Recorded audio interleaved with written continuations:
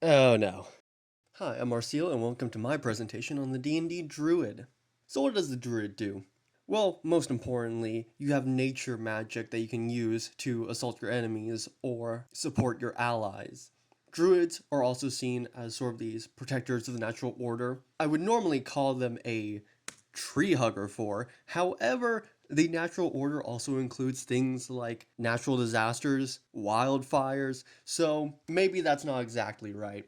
The other important thing is that you can also shapeshift into beasts. So your druid boons. First and foremost, not only do you have spellcasting, you have wisdom spellcasting, which means you have complete access to your entire spell list. Furthermore, you have your wild shape. You start as a normal guy, and then bam, animal. And this is pretty good for a few reasons. One, it can help you get around places quicker depending on the type of animal you turn into. It can also give you access to a few abilities that you normally wouldn't have that may make getting around certain places or trying to do certain things easier. In terms of combat, while for most druids you probably wouldn't want to wild shape in combat depending on the situation, it does give you access to more health that will make you tankier. I don't believe this is exactly the same in the new 2024 version of the rules, but you get a few other boons. So, like in the new version, you can use it as a bonus action instead of a regular action. I believe that was how it worked beforehand, which is a pretty good buff. Makes doing this in combat or in turn based situations more convenient. The known forms part of this also makes it a little easier to use because beforehand it was just considered any beast that you've seen. Anyone you can turn into, which flavor wise I feel like works better, but I can see the reason for, oh, you only get these few forms and then you get more later. But it makes it easier to know what you can and can't turn into, especially for newer players. So your Druid Banes, first and foremost, no metal armor. So fun fact, a lot of people say that you can't use metal armor because it's like, oh, unnatural or not really like a nature related thing, even though metal is natural. If I remember correctly, the reason you can't use metal armor is because in folklore, metal, especially iron, is sort of like a fey repellent or something that stops fey magic. And because nature magic and fey magic are sort of intertwined in mythology, the idea of a druid wearing metal armor would mean basically cutting off your own magic. A lot of your spells also seem to require concentration. I might have to redo the head count on that, but from my light perusing, a lot of concentration spells. And then this is sort of like a lot of other classes.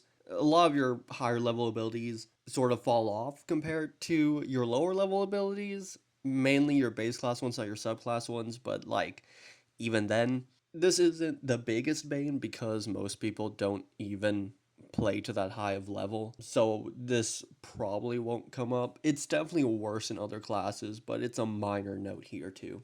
Getting to your subclasses, first and foremost, you have the Lands Druid, where you're a druid tied to the land, and you choose a certain type of land: Arctic, coast, desert, forest, prairie, mountain, swamp, or even the Underdark if you're playing something like the Forgotten Realms. And you get a few abilities that coincide with that, mainly a few new spells and being able to traverse that kind of environment more easily. You also get protection from a few nature spirits and stuff like that: animals, plants, fae, elementals.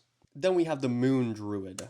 And this druid is all about your wild shape. It allows you to turn into stronger animals faster and more often. So if you're really wanting to do wild shape and go in and fight with it, this is a subclass for you. I mean, who wouldn't want to turn into a giant, scary, deadly bear and charge into battle, right? Intimidating, absolutely. You can also turn to an elemental, so that's pretty cool too. Then we got the Sea Druid. I think this is a new one. The main thing about this is that you can create a cloud of mist around you that gives you a few abilities. It can also harm enemies around you. Then at later levels, you get things like a tail and wings, so you turn into some sort of like flying fish creature. Interesting. Then we got the Stars Druid. You get this thing called a star map that gives you access to guidance and guiding bolt. It can also act as your spell casting focus, I believe. The main thing is that you can also gain abilities based off of these constellations. There's the Archer, the Chalice, and the Dragon. I believe the Archer is more attack focused, the Chalice is more support focused, and the Dragon gives you some survivability. Next, we have the Shepherd Druid. This is the Summoner. This is the Summoner Druid that is able to call forth a bunch of animals to fight for you. It's pretty cool. Side note, I believe that's the Summoner art from Pathfinder. Looks like 1E, and I just want to say it looks really cool. This has nothing to do with the Druid. I just thought that should be known. But yeah, you get a lot of animal companions. Because of what Druid wouldn't want to be surrounded by totally typical, normal animals, right? Next up, we have the Dreams Druid. Now, the Dreams Druid is sort of connected to the Fae. You have some Fae magic going on. No wild magic, though. You can do a few things with it, but the main thing you're looking at is second level, bottom of the Summer Court. You're the healer. You can heal better. You can heal people. That's your main role. You also get a few other abilities to protect people using Fae magic. Fae-related stuff, it's whatever. Next, you have the Spores Druid. You took a look at some mushrooms, some fungus, and you were like, hell yeah. You can use your fungus to attack people by exploding on them with fungus spores. It's pretty cool. If you were wanting The Last of Us at home, you can also make mushroom zombies. Next up, we have the Wildfires Druid. You befriend a little wildfire spirit, that little dude, and he can help you fight off people. With him, you are also able to sort of revitalize yourself like a phoenix should you ever go down, but that does require sacrificing the little spirit for a while. You can also turn dead corpses into bombs, and that's rad. So yeah, that's the Druid. Nature, magic, animals, totally normal animals. You just want to play someone in tune with the natures and the natural world, and not for any other reason, I assure you, Mom. Anyhow, if you care to put any of your thoughts or feelings and opinions in the comments, good or bad, I'm all up for it. Bye bye.